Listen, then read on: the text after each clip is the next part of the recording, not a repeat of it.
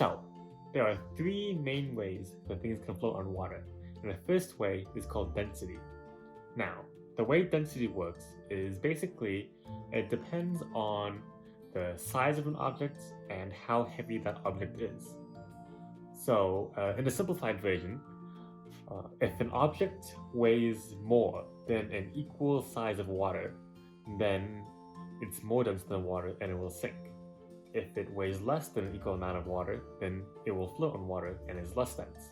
So that's why, for instance, a wooden popsicle stick floats on water, and meanwhile, a metal coin sinks.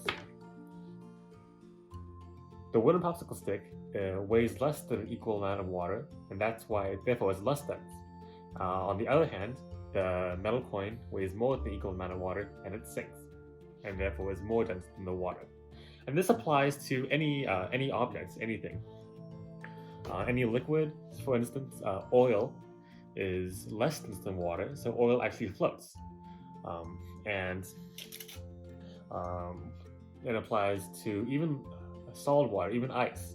Ice is actually less dense than water, so ice also floats on water. And every liquid has a density, and that's one way to determine if something will float. If it's less dense, it floats. If it's more dense, it sinks. Now, the second way things can float on water is called surface tension. So you can't see it, but water is actually made up of many millions and billions of tiny particles called molecules that makes up water. And these molecules have a special property where they like to stick together and they don't actually like to separate. So that's and surface tension uses the fact that since water doesn't want to separate, you can actually float things on top of the water that would normally sink if you're just very careful about it, because the water won't separate for the object and therefore it can't go under the water. For instance, if you take a very small paperclip like this and you place it ever so carefully on top of the water, if you can get it correctly, it will actually float. Be very careful about it. You have to be very careful. Yeah.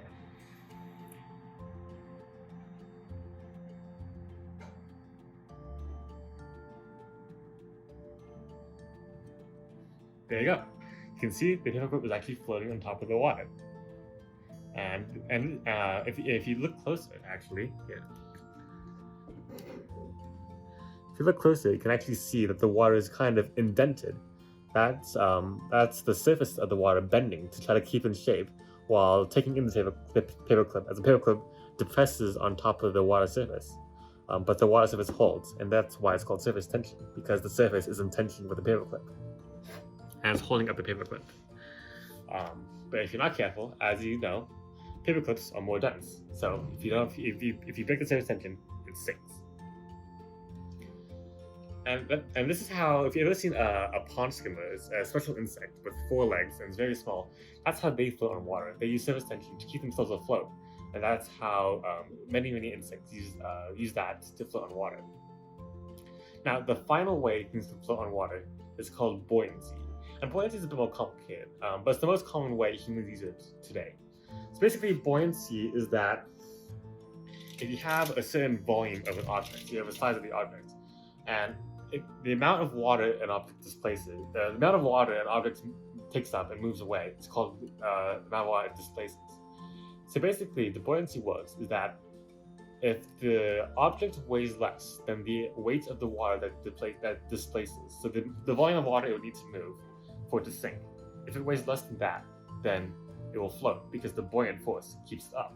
For instance, if you have a boat of tinfoil that floats, because the amount of water it would take for the tinfoil to sink is heavier than this light tinfoil boat. On the other hand, a compact piece of tinfoil sinks. And that's because the amount of water that pushes out of the way weighs less than the tinfoil object. So therefore, the tinfoil sinks. It's sort of similar density, but it takes into account air and buoyant force and pressure of the water. And this is how boats work. Boats, if you imagine, they're big metal objects, also full of air. So in reality, there's so much air that the ships actually weigh less than the amount of water in the same volume of the ship. So therefore, that's why ships float, And that's how humans can cross major oceans and huge seas using buoyant force. So those are the three main ways things can float. You have density, you have surface tension, and you have buoyancy. Hope you learned something. See you next time.